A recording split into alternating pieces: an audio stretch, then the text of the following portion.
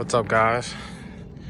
In this video today, I'm gonna be explaining the p0480 code, which is the fan open circuit code.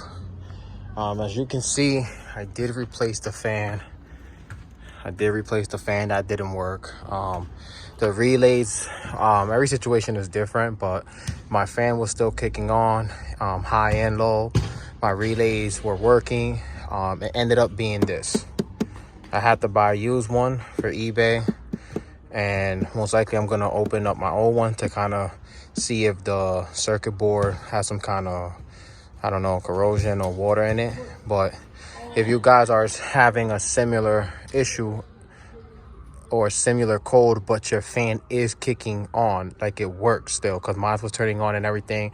I took a road trip, 6 hours, my car was not heating up. It ends up being this. You have to replace the entire unit, either with a refurbished one or a used one. If you have mine is 2012, and I think 2011, and I think the last one is 2013. Those 3 years you do not need to program when you change this. You just have to open the your switch, not fully try to turn the car on, just open it and until it says on, leave it for 2 minutes, and it'll do the self-programming itself. But yeah, guys, I hope this helps. This cost me used $225. It beats the $1,000 that the dealer's asking for, and even the refurbished doorman one that I've seen online that a lot of people said is a replacement. That one, it right now is about $700 to $900.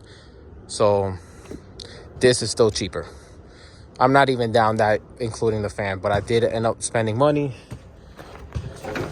My OEM fan worked perfectly fine.